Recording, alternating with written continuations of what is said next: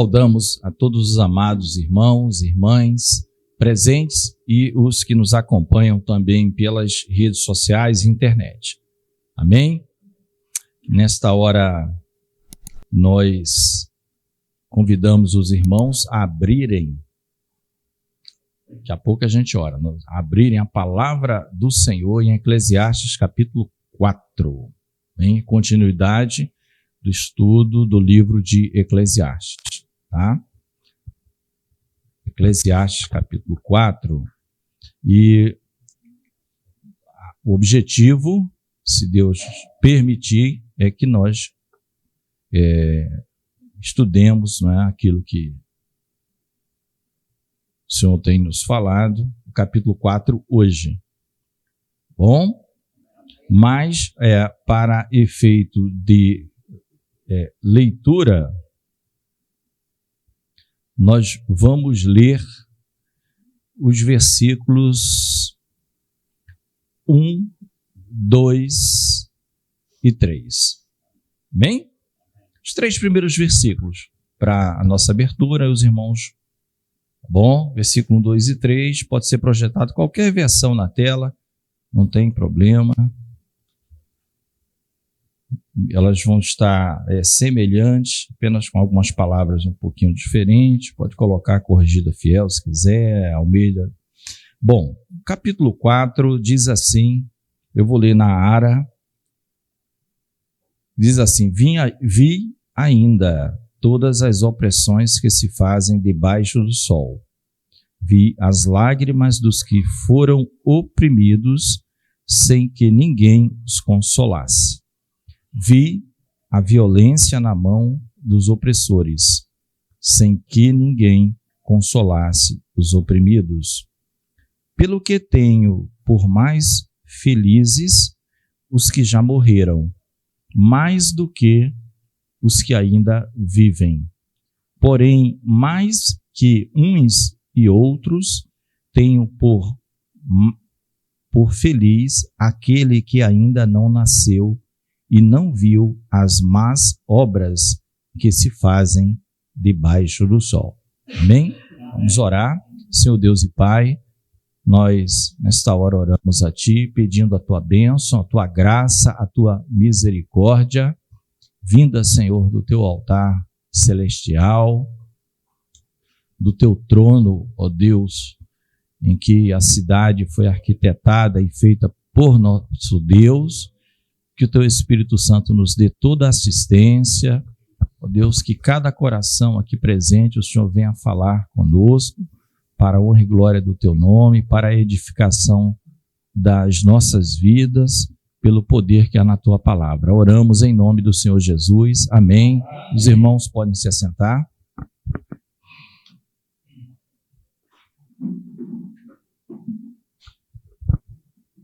Bom, queridos e amados irmãos, nós dividimos esse capítulo 4 para efeitos de estudos hoje em 4 partes de versículos, tá? A primeira parte nós aqui chamamos de a opressão que se faz debaixo do sol. São esses 3 versículos. A segunda parte nós vamos ler um pouco mais para frente, a questão do trabalho. Vamos chegar a algumas conclusões. É um assunto recorrente. Lembre-se que o livro é um livro difícil de sistematizar, segundo todos os estudiosos, porque ele vai e volta com os assuntos, segundo óticas, momentos diferentes, visões diferentes, tá? E o terceiro, não é bem um título, não se isole. Terceiro, não se isole. E o quarto, que a sabedoria é melhor que a loucura. A gente vai concluir, embora já tenha sido falado, mas lembre-se de uma coisa: tudo é vaidade, nada há de novo debaixo do sol e não haverá lembrança das coisas passadas. Amém? Não obstante, essa vida tão curta, fugaz nossa, a sabedoria é melhor que a loucura. Amém? Então, vamos observar, irmãos, aqui vamos ler juntos aqui o primeiro versículo. Tanto faz, se quiser botar a King James, está atualizada também, tanto faz. Diz assim: vi ainda opressões que se fazem debaixo do sol. Observe bem, então, aquela expressão debaixo do sol que nós já vimos, né, aqui neste mundo. Ele observou o pregador, né? Nós já vimos o pregador, como ele se apresenta, e ele viu, amado, aqui a realidade, as lágrimas dos que foram oprimidos. E o que chama aqui a mais atenção é sem que ninguém os consolasse. E aí a questão é tão forte da ausência do consolo que no mesmo versículo, na maioria das versões, existem versões que não, no mesmo versículo, ausência de consolo. A violência na mão dos opressores, sem que ninguém consolasse os oprimidos. Amém? Então, a gente vê aqui uma ênfase, irmãos. Né? Aqui fala, não tinha um consolador. Cadê o ponteirinho? Está aqui. Ó, não tinha um consolador. E em cima também não tem consolador. Então, no mesmo versículo, tá a ênfase tá nessa ausência aqui. Ele viu essa opressão. Ele viu que existem realmente na humanidade um grupo que oprime e um grupo de pessoas oprimidas, né? De pessoas exploradas. E isso vale para todas as épocas. A gente vê como isso é real. Né? São coisas que... Porque a palavra, ela vai dizer, a força, dependendo aí da versão, né? Estava com eles. Estava com a força aqui. A força estava do lado de quem? Dos opressores. A força estava do lado dos opressores. Né? Então, o oprimido, de qualquer forma, ele tenta de um jeito, tenta de outro, vem geração, muda aquilo outro, mas quando há opressão, a força vai estar sempre nos poderosos, né, irmãos? Então, esse primeiro versículo, ele é importante, porque, irmãos, ele vai mostrar exatamente a ausência de esperança. A gente aqui pode ter duas óticas, e é aqui que vai entrar, né, que nós vamos já pedir para o microfone circular, tá? Para as leituras bíblicas, porque nós temos duas óticas. A ótica em que o oprimido entrará em desespero, não há esperança para ele. Essa é a leitura que ele faz. Né? É quase que um sistema de casta indiano, em que o camarada nasce ali pedindo esmola e, segundo a tradição, ali ele vai ter que morrer, o filho dele ele nasceu para aquela... Não há esperança. Mas há um outro grupo. Um grupo que, apesar de oprimido, ele já percebeu, porque Deus enviou o seu Filho amado para nós, né, que há esperança para o homem. Uma esperança real, uma solução real para todo esse problema.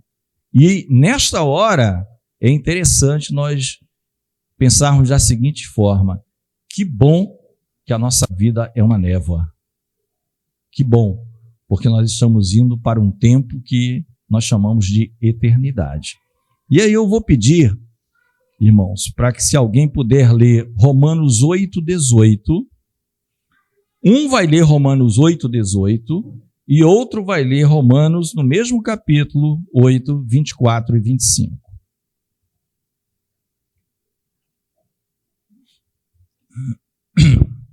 Quem puder ler Romanos 8:18, pode ler. Amém. Porque para mim tenho por certo que as aflições deste tempo presente não são para comparar com a glória que em nós há de ser revelada. Amém? Amém. Vamos chegar lá. Aí o outro vai ler Romanos com o microfone, no mesmo capítulo, só que os versículos 24 e 25. Pode ser? Porque em esperança fomos salvos. Ora, a esperança que se vê não é esperança, porque o que alguém vê, como também o esperará. Mas se esperamos o que não vemos, com paciência o esperamos. Amém? Então, amados, Paulo, quando escreve aos Romanos, olha a diferença do antes de Cristo, depois de Cristo. Né?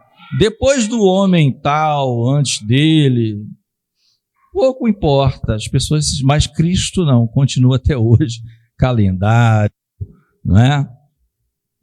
Praticamente no mundo todo, né? Ainda os países que têm os seus próprios calendários diferentes, na hora dos negócios é o calendário cristão que eles vão utilizar, ninguém faz contrato com o calendário dos anos dele lá, entendeu? Cristo é o que é lembrado. Então, irmãos, a palavra é: temos consolo como cristãos? Sim, irmãos. Paulo está dizendo, olha, as aflições que passamos, porque Paulo, como missionário, né, o tempo todo atribulado. Mas ele tinha em mente, né, prossigo para o alvo, pelo prêmio da soberana vocação, né, em Cristo Jesus, Deus, né? Em Cristo Jesus. Então, Cristo é a solução para esse dilema.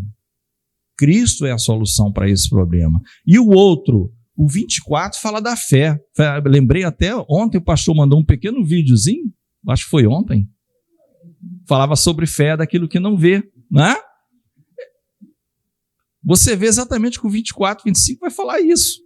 Que esperança é essa que nós temos se nós vemos? Se você já está vendo, você não precisa esperar, já é real. Mas nós vivemos, muitas vezes, em meio a tribulações e angústias, mas com a esperança viva no coração. A palavra esperança, esperar, vem tudo da mesma raiz. Então, ninguém espera aquilo que não acredita. Como é que você está esperando um dia estar na eternidade com Deus se você não acredita nisso? Fé, né?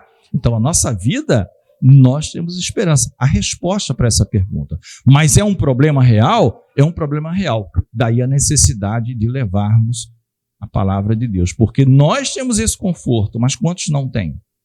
Vão procurar soluções paliativas, momentâneas, que acabam-se rapidamente. Não é isso? Quem pode ler João 14, do versículo 16 ao 18?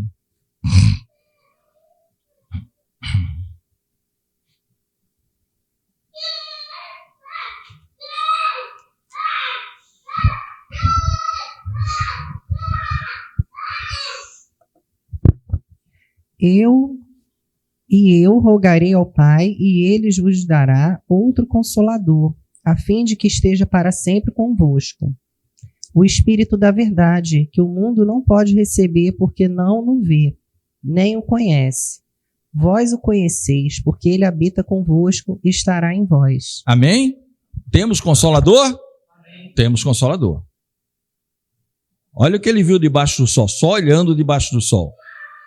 Mas os pensamentos de Deus são mais altos, né? A palavra diz que enquanto Jesus estava com eles, o Consolador estava ali, que era o próprio Jesus. Mas Jesus falou, eu rogarei ao Pai, eu não vou estar mais aqui, porque é um discurso que, lembre-se, Judas não estava mais no meio. Lembra que nós falamos isso? Esse discursozinho aqui vai do 13 ao 16 de João, que Judas está lá negociando as moedinhas de prata. Ele trocou a riqueza eterna por uma riqueza que não dava para muita coisa. Um louco, né? Mas os discípulos estavam quase todo mundo chorando ali. Porque Jesus já estava falando de ir embora, vão embora desse mundo, vocês não vão me ver mais. E a segurança que eles tinham toda estava ao lado de Jesus ali. Aí Jesus, calma, o Espírito vem, eu vou estar com vocês de novo. O Espírito estando conosco, é Jesus também conosco. É Deus conosco. Então, nós temos o consolo em meio a todas essas tribulações. E no mesmo capítulo do João 14, quem pode ler o 26 e o 27?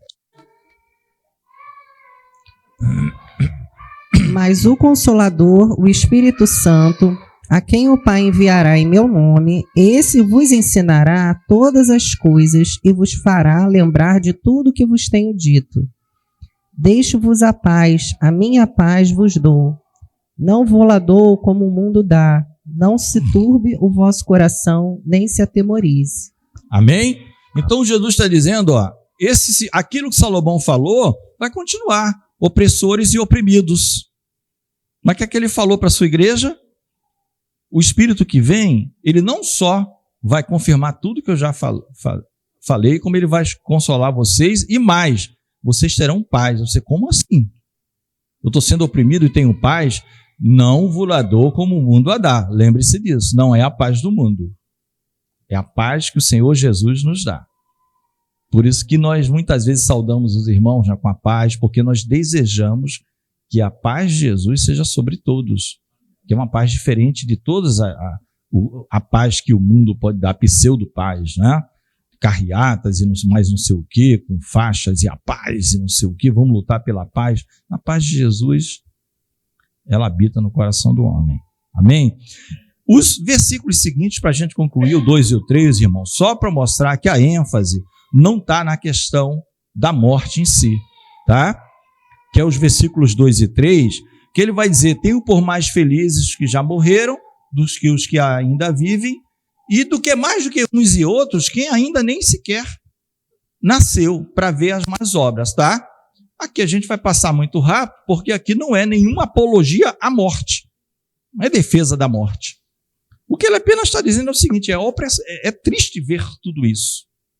É triste ver tudo isso, e principalmente quando as pessoas não têm consolo. Não têm consolo. Não é? O livro de Jó fala algo muito interessante. Ainda que a pessoa não seja um irmão do outro, deveria consolar aquele outro. Está lá em Jó. E não falar, vai lá, não. Deixa essas palavras para Deus. Se Deus quer falar, fala. Mas para nós, ele falou para a gente, ainda que não seja um irmão. Né? Então, a ênfase para os irmãos entenderem que ele está dizendo aquele que morreu já passou pelas tribulações deste mundo, a gente não sabe para onde ele vai, ele apenas observe. A ótica dele é debaixo do sol. Debaixo do sol. E aquele que ainda não nasceu, ele sequer viu as coisas mais ainda. Ele vai nascer, ele sabe que todo dia nascem pessoas, todo dia morrem pessoas. Todos os dias, não é isso? Tá? Mas a ênfase toda, irmãos, nesses 3 primeiros versículos, é a opressão que se faz debaixo do sol e que está aí todos os dias. E a força está com o opressor. Mas a força do crente está no Senhor. Está na palavra de Jesus. Jesus disse, eu vos deixo a paz. Aí, como a gente pode ter paz, né? Eu sempre falo, quem me lembrou um dia aqui foi o evangelista que eu esqueço lá de Maricá, meu Deus, o Rodriguinho, né? O nome de um desses pais da igreja, que um desses chamados pais da igreja, né? Eu não lembro qual foi o nome dele, talvez alguns dos irmãos lembrem, que quando os seus algozes vieram buscar para ele ser executado, morto, ele já devia ter uns 80 anos. Estava lá ali na humilde casinha dele lá, e os soldados chegaram apressados, afobados, como se ele fosse um grande brasileiro. Ele pediu calma, preparou um jantar, ainda serviu para todo mundo. Vamos, calma. Soldados, ficou todo mundo assim. Peraí, você vai ser decapitado, meu amigo. Não, eu sei. Eu já morri, vocês estão pensando que eu ainda vou morrer. Vamos comer. Fez uma refeição, tal. Depois podemos ir agora. Eu não lembro agora o nome do pai da... Né? Conhecido, esse é um termo usado, não é bíblico, né? Pais da igreja, aqueles primeiros cristãos que continuaram seguindo.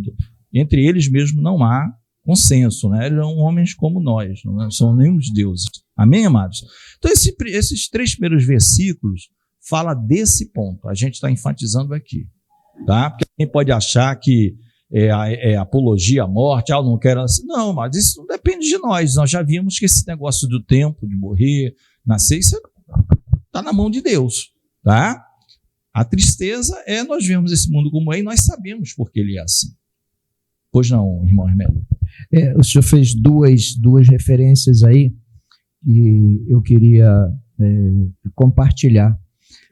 A questão do desejo da paz, né? Jesus ele é bem enfático quando ele diz que a minha paz vos dou, não vos dou como o mundo a dá. Exclusiva, tá? Né?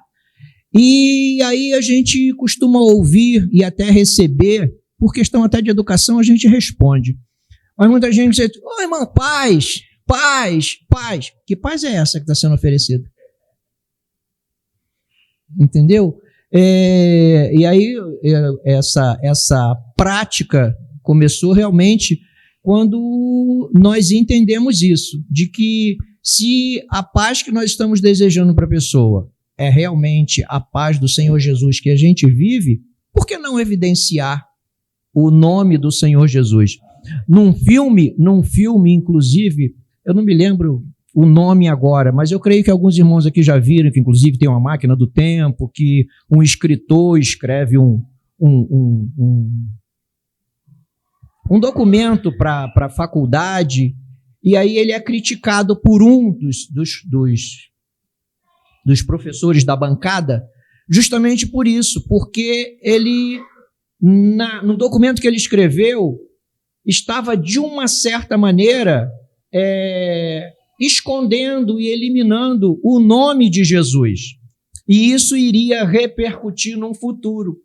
E aí, numa máquina do tempo, ele foi ao futuro e ele viu que realmente o nome do Senhor Jesus estava sendo eliminado. Aí ele voltou na máquina do tempo e falou assim, realmente você tinha razão. E aí ele mudou o contexto daquele documento dele, daquela bancada. Então eu vejo essa necessidade de, se realmente é a paz do Senhor Jesus que nós estamos oferecendo, que o nome do Senhor Jesus seja evidenciado. Entendeu? Amém. Porque é uma paz específica, né? Ela é do Senhor. Deixo-vos a paz, a minha paz. Tem dono. A paz é dele. Né? E ele estava indo para a cruz, hein? Estava perto da cruz. Judas estava ali já. Amém? Muito bom, irmãos. A partir do versículo 4, nós vamos ler mais 3 versículos. Aí você poder projetar. São os versículos de 4 a 6. Tá? Vai falar da questão do trabalho, que é bem também interessante aqui para nós, porque são assuntos que vão e voltam, tá? Vão e voltam. Ele vai falando meio que numa crescente. Ele já falou alguma coisinha e, né, no primeiro momento, aí ele vai aprofundando, mais na frente, lá pelos capítulos 5 e 6, de novo vai voltar essa questão, tá? Então vamos lá. 4, eu vou ler aqui na tela com os irmãos, tá bom? O 4, o 5 e o 6. Também vi eu que todo o trabalho e toda a destreza em obras, tá? Em algumas versões, toda a habilidade, expertise que muitas vezes se alcança em determinado segmento do trabalho, traz ao homem a inveja do seu próximo. Também isto é vaidade e aflição do espírito, ou correr atrás do vento. Não? O tolo cruza as suas mãos e come a sua própria carne. E o seguinte, melhor é a mão cheia com descanso do que ambas as mãos cheias com trabalho e aflição do espírito. Amém?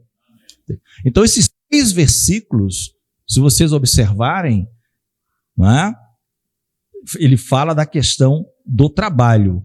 O primeiro versículo que nós vemos, ele fala de competição, irmãos. Competição, né?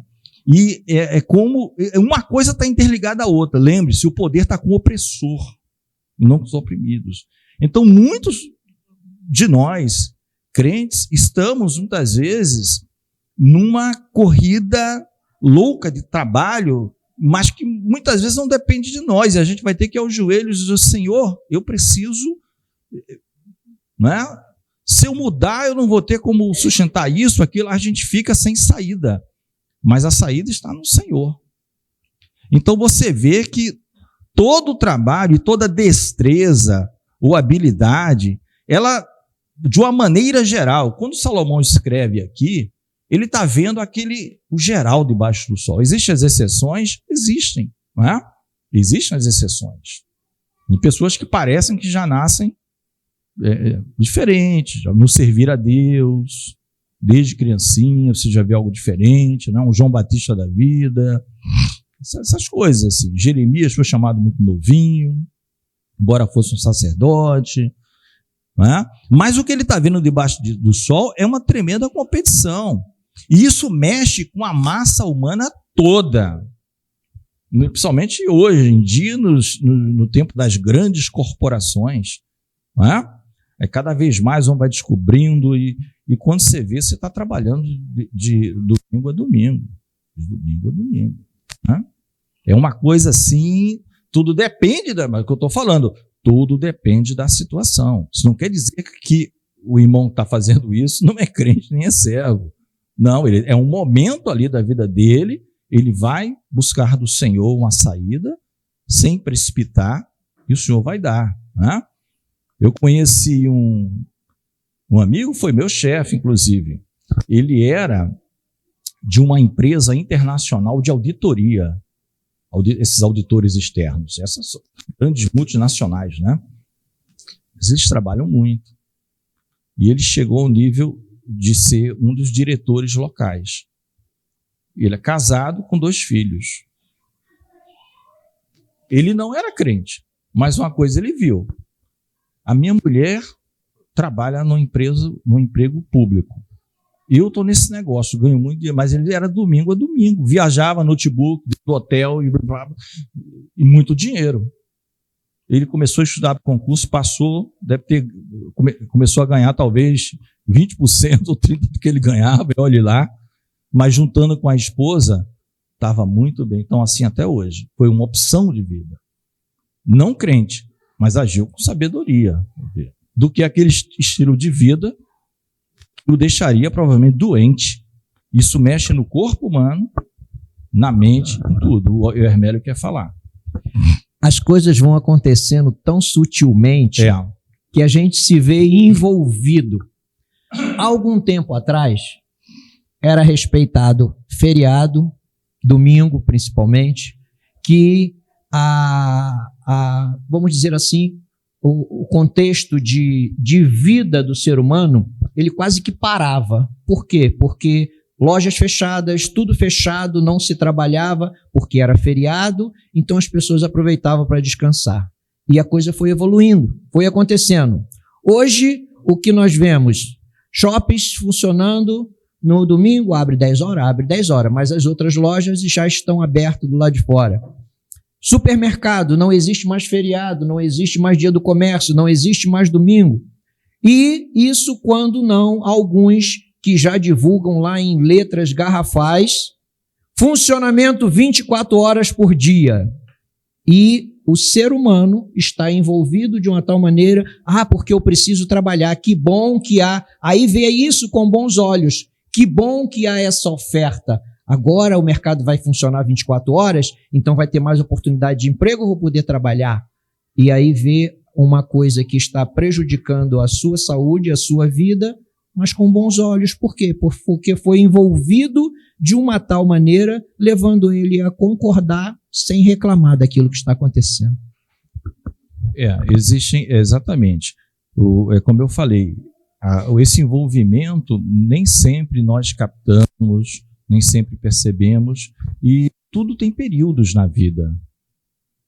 Não é? Eu fico assim, pensando uma pessoa que está nessa situação desde que começou a trabalhar até se aposentar. Por exemplo, é um negócio, provavelmente a pessoa é o famoso pé na cova mesmo. Era o antigo nome que dava quando você se aposentava, fulano está com pé na cova. A pessoa que vai morrer, está doente? Não, ele vai se aposentar.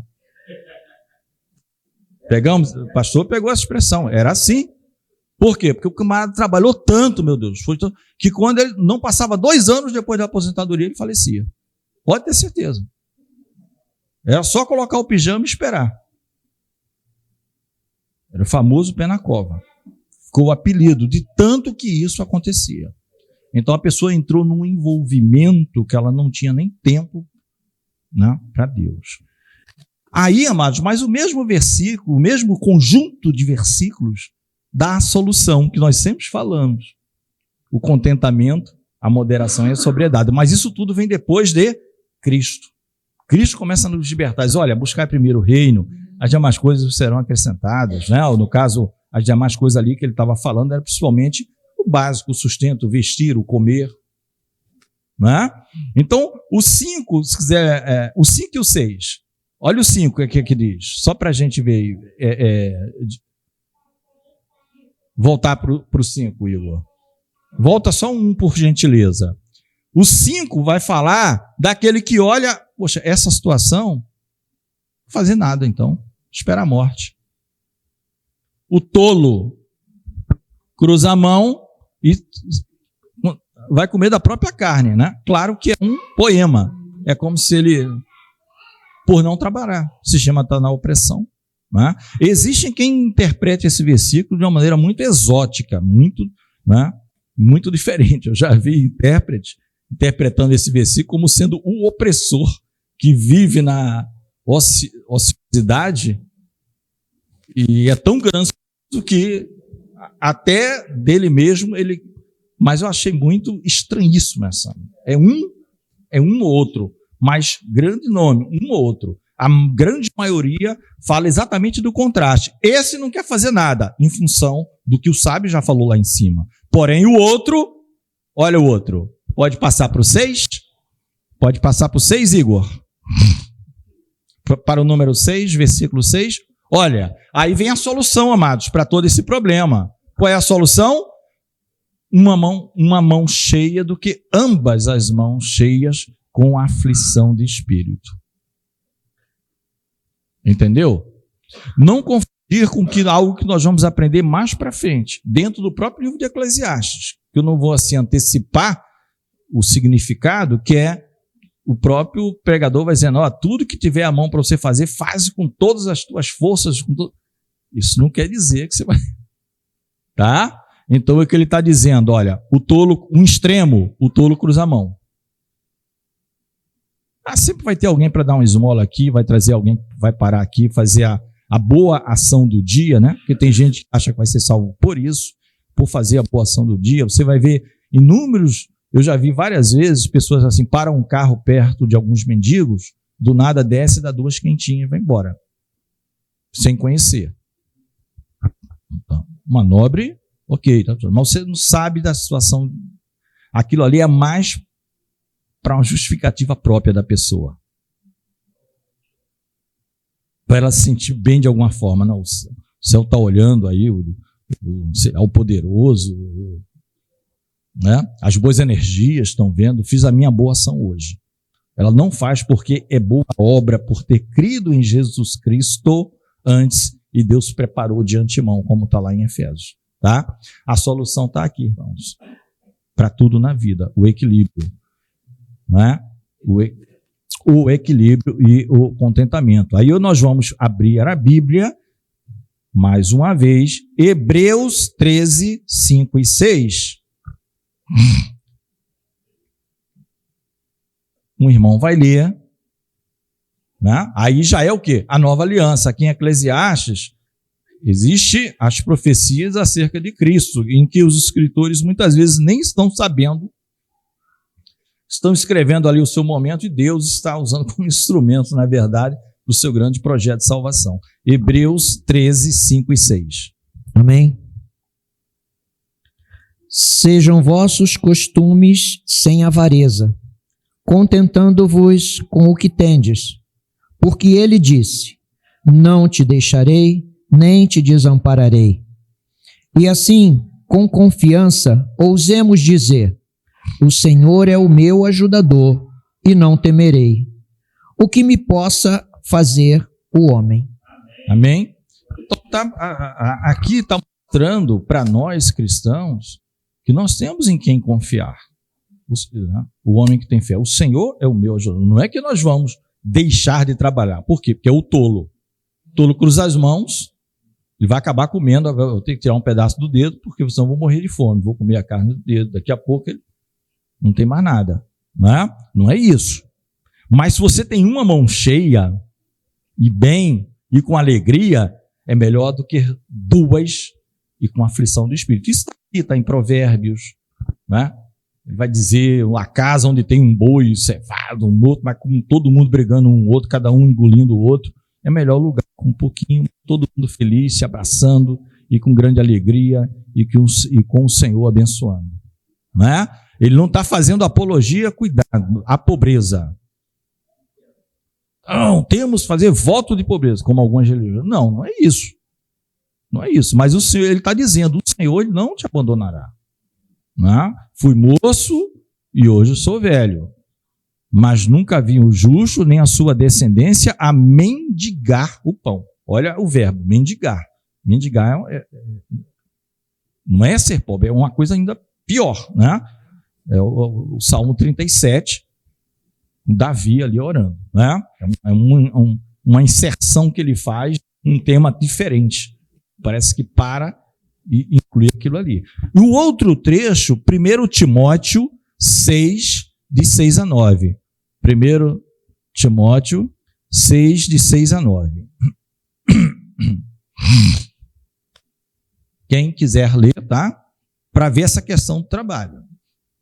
A gente está vendo como o equilíbrio é bom, a moderação, o contentamento. Isso eu citei alguns exemplos. Paulo fala isso muito nas suas cartas? Fala. Eu falei de Hebreus, que nós não sabemos quem é o autor. Só passar para trás, irmã Marisa, por gentileza, o microfone, uma das irmãs. Né? É 1 Timóteo 6, de 6 a 9. É Paulo escrevendo ao jovem pastor Timóteo. De fato, grande fonte de lucro é a piedade, com o contentamento, porque nada temos trazido para o mundo, nem coisa alguma podemos levar dele. Tendo sustento e com o que nos vestir, estejamos contentes. Ora, os que querem ficar ricos caem em tentação e cilada, e em muitas concupiscências insensatas e perniciosas, as quais afogam os homens na ruína e perdição. Amém, amados? Tá? Ele não está falando contra o rico, é o querer ficar rico às vezes. Meu objetivo de vida é ser rico. Não, seu objetivo é melhorar porque está precisando melhorar. Você está morando num lugar, por exemplo, que chove mais dentro da sua casa do que na rua. Você vai orar ao Senhor, eu preciso de recursos, eu preciso melhorar essa situação aqui, ou sair daqui para outro lugar. Agora não, eu quero ser rico, eu quero ser o homem mais rico do mundo. É isso que ele está falando aí. Né? Até porque tem pessoas que são ricas por questão de herança. O pai era rico, o avô era rico. Né? Mas a mensagem que nós vemos em duas palavras aí: contentamento, contente, ter conteúdo, se alegrar com o que tem, a porção diária, porque Deus está dizendo que não vai abandonar. Sempre haverá uma saída, sempre haverá uma saída dada por Deus, já sabendo desse ambiente que nós começamos a ver opressor, o mundo cheio de aproveitadores, e que muitos de nós estamos sofrendo, mas porque é o sistema que nós estamos no mundo, mas não concordamos com isso. Temos uma esperança, temos um consolador. Palavra que ele faz questão de citar: não tem consolo, aí vem Jesus, o consolador. Vai estar com vocês para sempre. Então, o consolador vem em que momento, principalmente? Tristeza, de dificuldade. Por isso que a palavra é consolo. É como alguém chegasse do teu lado, te abraçasse, mas alguém muito especial dos altos céus.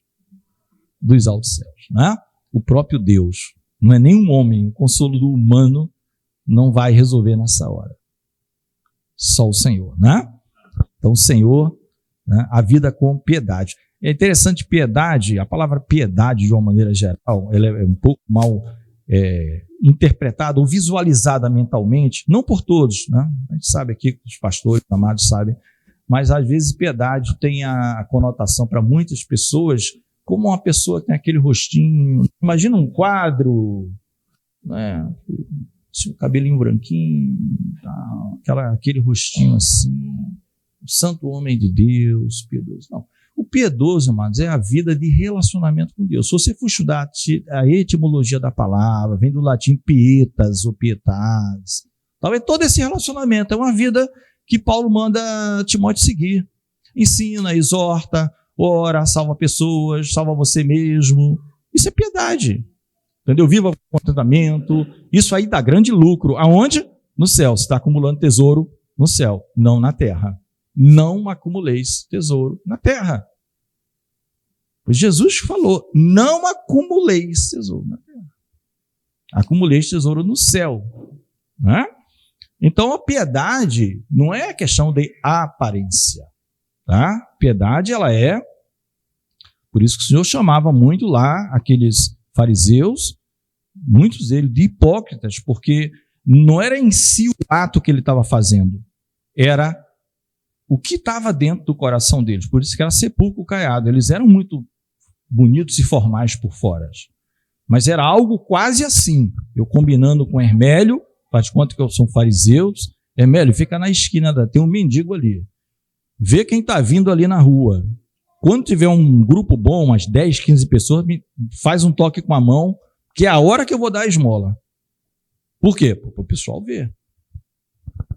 Aí o Hermélio, chefe, aquela bem gorda, aquela esmola, o pessoal vê, né? Aí você já por fora já é cara de piedoso, a carinha tristinho, assim, quase sem tocar no chão. E na hora todo mundo viu você dando esmola, combinado. Então Jesus criticava essa falsidade. Aí vai falar do jejum, um cara de triste, eu estou morrendo de fome, ainda falta 10 horas para acabar o jejum, né?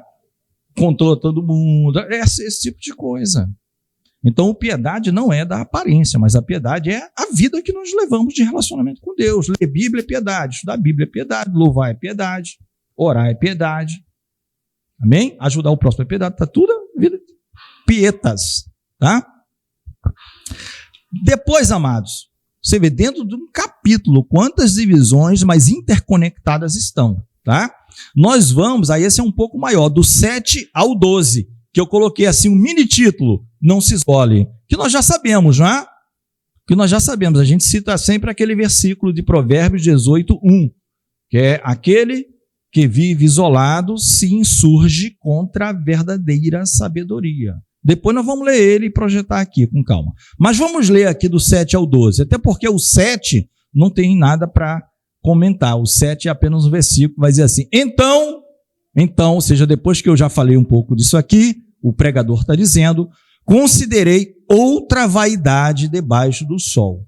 Isto é, um homem sem ninguém, não tem filho, nem irmã, contudo não cessa de trabalhar, e os seus olhos não se fartam de riquezas, e não diz, para quem trabalho eu, se nego a minha alma os bens da vida.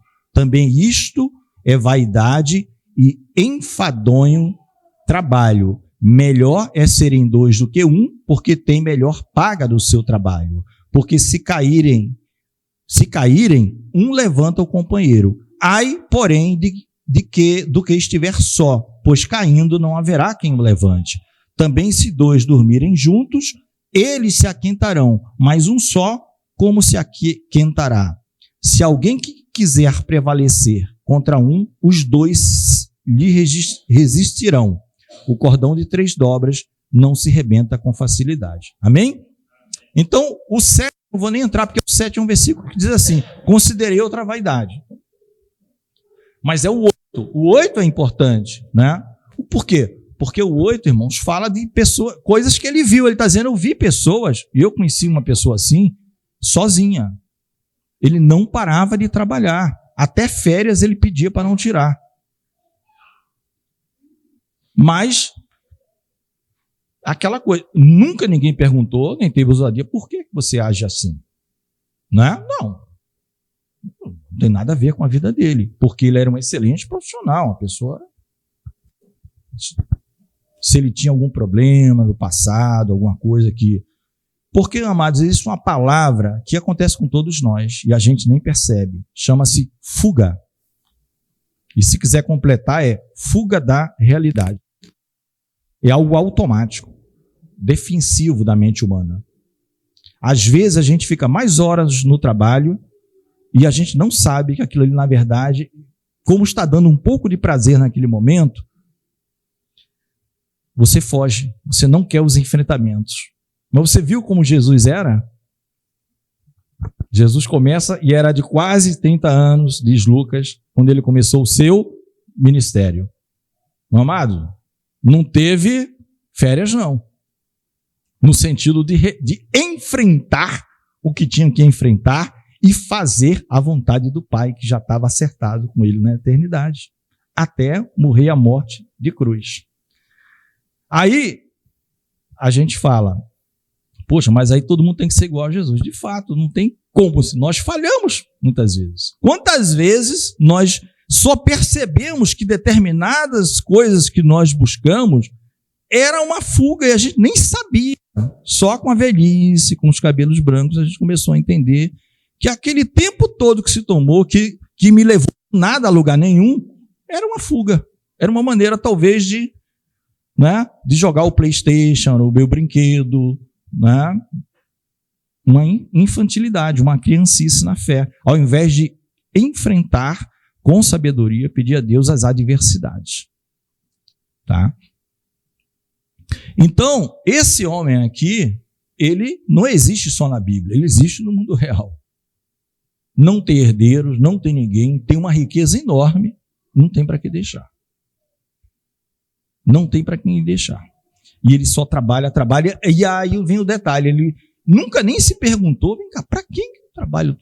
Não valeria a pena. Por que, amado, o assunto é não se isole? Porque tudo que vem depois é, não viva só. Mas não está dizendo necessariamente sobre casamento, também, mas em sociedade, em corpo, igreja, em igualdade, sem querer ser melhor do que ninguém, nem pior do que ninguém, tá? Por isso que ele conclui no 9, dizendo, é melhor que sejam 2, pelo menos, né? Porque tem melhor paga do trabalho, divide a carga, divide o esforço, ainda que se você trabalhe um pouco mais do que o outro, mas você sozinho fazendo tudo, e nunca você não vai nem parar para perguntar por que eu trabalho tanto e para quem. E eu tenho tanto que eu posso me dar o luxo de parar um mês e fazer um passeio. Mas existem pessoas assim. Eu conheci, ele era um português. Excelente. Um dos melhores profissionais que eu já conheci naquilo que ele fazia. Não era a minha atividade, dele era outra. Na mesma empresa, ele fazia. Mas era um... Entendeu? Mas... E nem eu já tinha lido a Bíblia, mas não tinha nem esse entendimento que estava aqui com essa profundidade. A gente vai vendo depois. Tá? Então, esses versículos do 9, 10, 11, né, é muito usado em convite de casamento evangélico. Já viram? Né? Vai ter um casamento na igreja. Aí está lá aquele... Né? João e Maria... né? Convite. Não, ou então vem o nome do pai do noivo e o pai da noiva para o casamento de João e Maria. Aí vem os versículos lá. Né? É melhor serem 2 do que 1, tal, aquela coisa. Tá tudo certo, tá na palavra, né? Se um cai, o outro ajuda, né? Se 2 dormindo junto, tem com quem se aquecer, né? Mas um só com quem se aquecerá, né? O cordão de 3 dobras dificilmente se arrebentará. E aqui alguns comentaristas falam sempre o seguinte... Não todos, mas a grande maioria inclui isso aqui, uma previsão de Jesus, do Senhor, na vida das pessoas. Né? Essa questão do não viver só, é você e Jesus, você tem que ter o Senhor contigo. E ter o Senhor contigo significa ter uma igreja, ter irmãos, porque Deus é pai de todos, né? De todos os que estão na igreja, nós somos filhos. O cordão de 3 dobras era tido como o cordão de nó mais seguro da época. Era um cordão que dificilmente se rompia. E muitos falam que, por exemplo, eles dão muito exemplo do casamento. O casamento a 2 não vai dar certo, já deu errado. Mas a 3 dá certo, porque tem Jesus no meio. Muitos falam assim, eu tenho os, né? São exemplos, porque eu falei, se tem um livro que você não vai ver concordância de tudo, convergência em quase tudo, é Eclesiastes. Porque é um livro difícil realmente. Mas o que fica claro para nós, considerando o que nós lemos, que é o versículo maior, com tudo que vem abaixo, não se isole. Isso fica claro. Porque isso não compensa. E quando fala de se isolar, é principalmente aquele homem que tem a sua vida, ele se auto-justifica, ele vai chegar, ele acha que se houver alguma coisa mais na frente, em algum tribunal, ele é justo o suficiente, só fez o bem, mas era ele, vivia para ele e nunca nem se perguntou se ele tinha alguma função na vida para fazer em relação ao próximo. Não é? Aquela frase que diz assim, quem não vive para servir, não serve para viver. Né? E tem. Então essa questão aqui pode ser do companheiro, esse tipo de coisa toda. Eu vou até pedir, deixa eu ver se tem aqui alguma coisa que eu anotei aqui. Isso, o versículo, até só coloquei que o versículo 8, que é aquele do homem que vive só, ele tem uma conexão forte com o que a gente viu no assunto trabalho, né? Que foi o primeiro, da moderação. Então, quando são dois também, né? Tudo, irmãos. Equipe, trabalho em equipe, né? Tudo em equipe parece que é mais bonito, porque a vitória não depende de você. Todo mundo tem a sua função. Quando é isolado, você é a grande estrela. E onde é que entra Jesus? Aí no final você, né, depois que morreu, foi um grande isso, foi um grande aquilo, mas enfim, tá? E por fim, amado, né, tem muito, né, o que se dizer aqui, mas a ideia é não nada sozinho, irmãos. O Senhor Jesus tem que estar presente. Por último, amados, que é dos versículos do 13 ao 16, não é isso? Ele vai contar aqui de maneira resumida, eu vou ler aqui. Melhor é o jovem pobre e sábio do que o rei velho e insensato, que já não se deixa de molestar, ainda que aquele saia do cárcere para reinar ou nasça pobre no reino deste. Vi todos os viventes que andam debaixo do sol com o jovem sucessor, que ficará em lugar do rei. Era sem conta todo o povo que ele dominava, tampouco os que virão depois se hão de se regozijar nele. Na verdade que também isso é vaidade e correr atrás de vento. O resumo disso aqui, irmãos,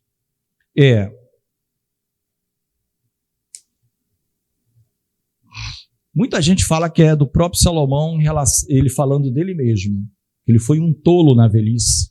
Muitos falam isso. Pelos aqueles erros do 1 Reis 11, né? Ele agiu como um tolo. Ele agiu como um tolo e talvez não precisasse. Até o pastor levantou esse ponto nas primeiras aulas. Será que Salomão tinha que passar por isso? Será que não era óbvio que o final é esse? Né? Alguns comentaristas consideram essa hipótese como sendo aqui. Ele não diz, mas ele estaria se baseando nele mesmo. Ele agiu como um rei velho e tolo. Né? Mas, voltando aqui, o que é melhor? Ainda que alguém jovem, que tenha vindo de presídio, jovem, tenha sido pobre, mas seja sábio, é melhor ele reinar do que um homem experiente e louco, e insensato. A sabedoria é melhor do que a loucura, em qualquer situação. É melhor que esse que você vai dizer assim, não, mas esse não é sangue azul, né? Que é o apelido que se dá. Sangue azul é o pessoal que veio da nobreza, da riqueza, né? É um nome, um chavão, vamos dizer assim, um jargão. Aquele homem era sangue azul, né? Diferente dos réis mortais. E ainda que esse jovem tenha vindo da muita pobreza, de prisões, mas sendo sábio e reinar com sabedoria, é melhor do que o rei velho e tolo. Mas, Né? Como eu falei, se fosse dar um título, o título é muito grande, porque a sabedoria é melhor que a loucura, mas lembre-se, tudo é vaidade e nada há de novo debaixo do sol. Não haverá lembrança das coisas passadas. No contar que, se você seguir toda a história, sabe o que as pessoas vão ver?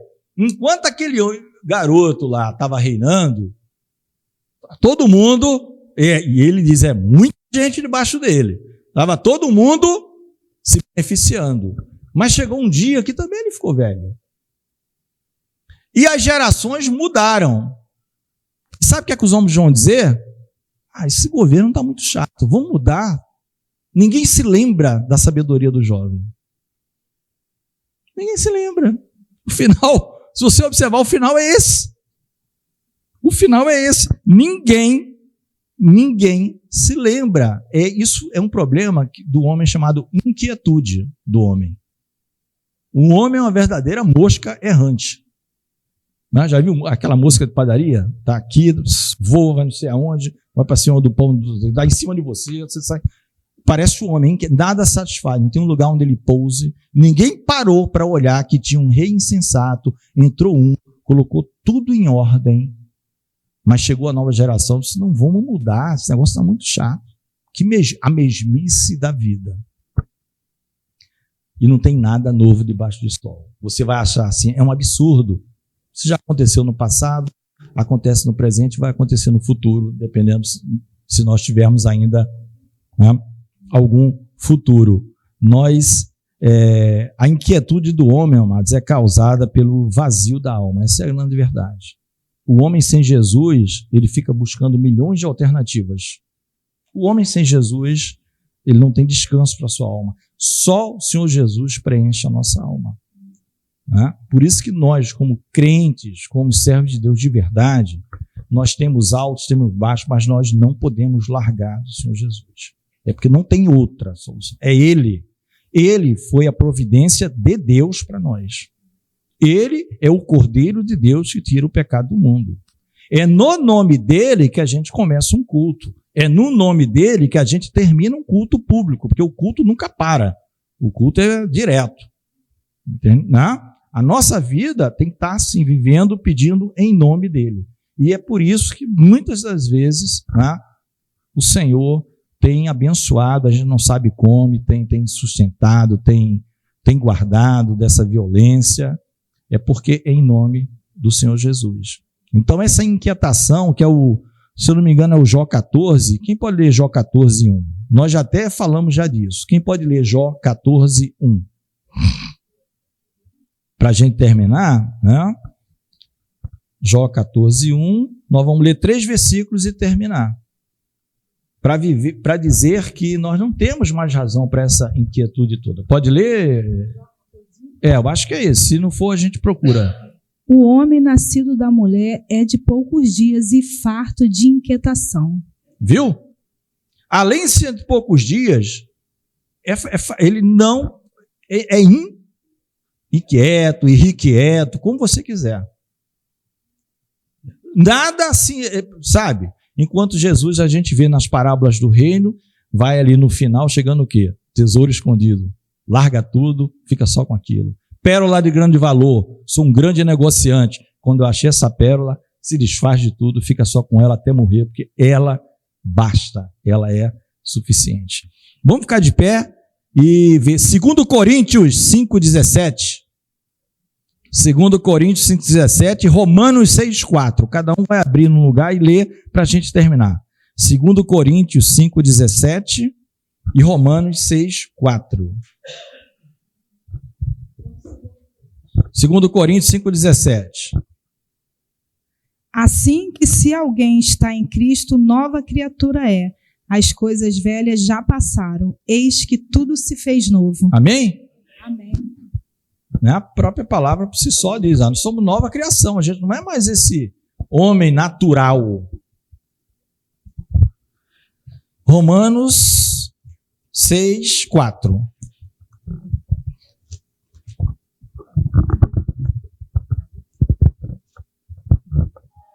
Fomos, pois, sepultados com ele na morte pelo batismo, para que, como Cristo foi ressuscitado dentre os mortos pela glória do Pai, assim também andemos nós em novidade de vida. Amém?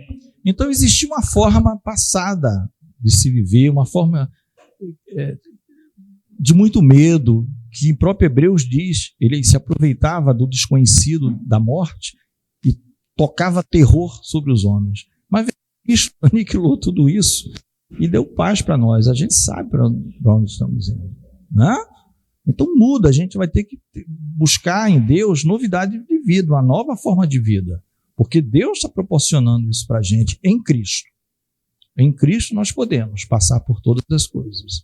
Em Cristo nós não vamos mais agir daquela forma. E em Cristo nós não vamos se importar se nós fôssemos aquele jovem homem que reinou com sabedoria e depois se esqueceram de nós. Pediram até a nossa cabeça, troca. Não, a gente já está acostumado, vai ser igual com Batista. Está ótimo. Importa que ele cresça e que eu diminua. Eu não quero ser famoso. Famoso é Jesus. Toda honra, toda glória é Jesus. Entendeu? Então não precisa lembrar de mim, não precisa lembrar de tal, mas do nome do Senhor não se esqueça. Amém? Vamos orar?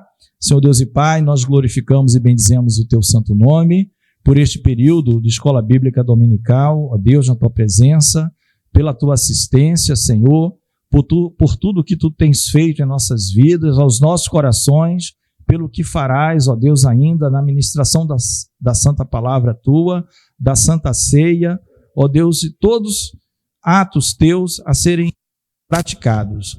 Ó Deus, glorifica o teu nome, nós oramos e te agradecemos em nome do Senhor Jesus. Amém.